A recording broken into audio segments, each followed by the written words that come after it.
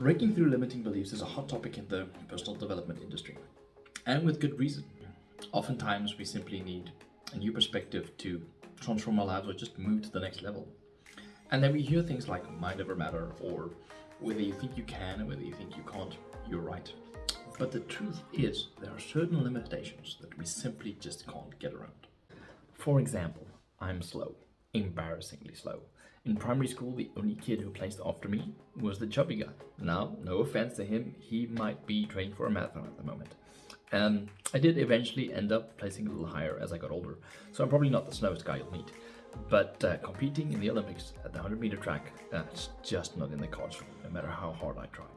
So imagine if I took that maxim to heart, that you can do whatever you set your mind to. Imagine the years I would have wasted trying to break Usain Bolt's record. It's just not gonna happen. At some point in time, I would have had to face the facts. So here are a few reasons why embracing your limitations can actually be the best thing you do for yourself. Number one is it gives you the space to actually focus on what you're good at. For a large portion of my life, I believed I had to be more extroverted and charismatic.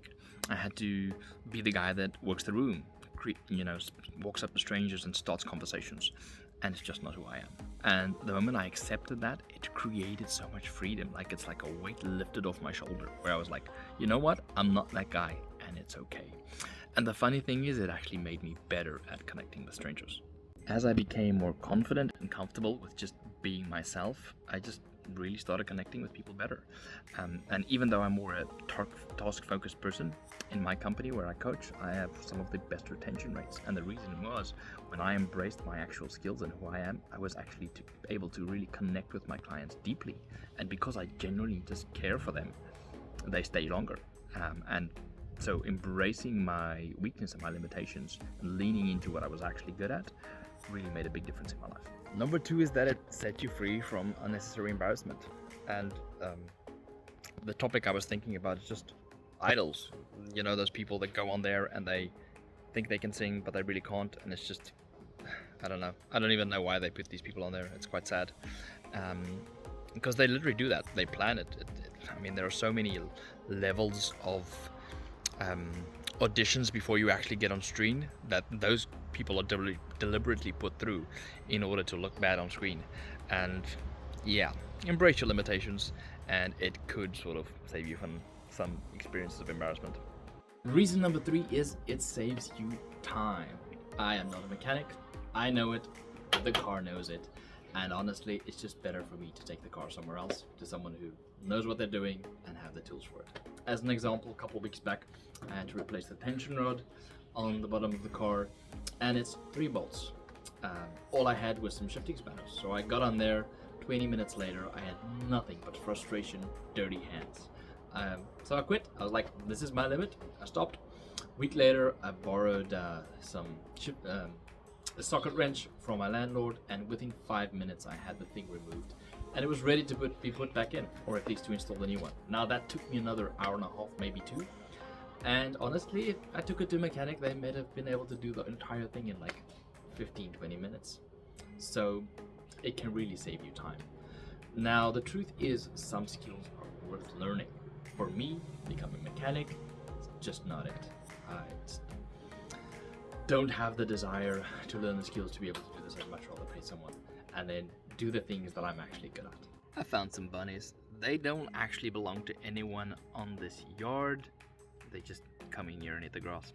Anyway, number 4. It protects you from unnecessary risk.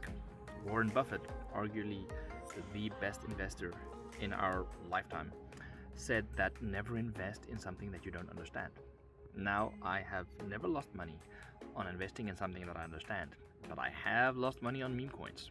Thankfully, it was money I was willing to lose, but I realized I don't understand it, and I simply don't have the time or the desire to put in the effort to actually understand it. And the same can be said with exercise. CrossFit had a really bad rap for a long time because of all the injuries.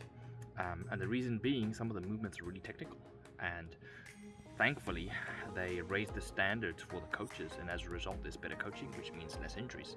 But if you don't know what you're doing, it can cause injury, and that's the same for a lot of things in our life. So embracing your limitations can really help protect you from risk.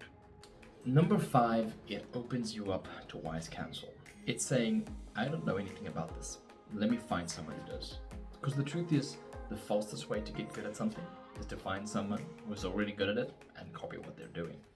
And in that way, by embracing our limitation and saying, you know what, I don't know how to do this, you can find a way. And the truth is, you can't move forward on anything where you can't recognize your own need for input. I'm a firm believer that the Bible is a user manual for life, not a religious text. And if you don't believe me, go test this for yourself. Find something in it, apply it, and see what happens. But in it, you get the book of Proverbs, written by King Solomon, who's arguably the wisest man that ever lived. And if you read his stuff, you'll understand why. Simple but profound. Anyway, in it, he constantly talks about how the people who pursue knowledge and understanding will reap the benefits of it, whereas foolish people hate wisdom and knowledge and seeking understanding. So if you want to avoid that, seek wise counsel. Look it out. And you have to embrace your limitations. You have to be willing to say, yeah, I don't know what I'm doing. And that's sort of the issue that talks about constantly about fools. They think they're wise in their own eyes, but honestly they don't know anything. But once you're able to recognize it, it really opens you up for wise counsel.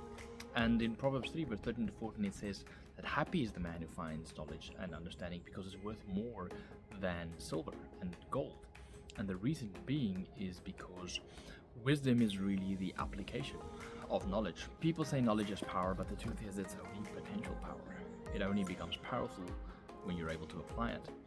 And there's this sort of story where it says, knowledge is knowing that a tomato is a fruit. Wisdom is knowing you don't put it in a fruit salad. And that's really what wisdom is about. It's the application of the knowledge. So in accepting your limitations and recognizing that you don't know something, you can open yourself to that wise counsel. So embrace your limitations, because it sets you free to focus on what you're really good at. It saves you from unnecessary embarrassment. It saves you time. It protects you from risk. And it allows you to receive the wise counsel that fast tracks your success.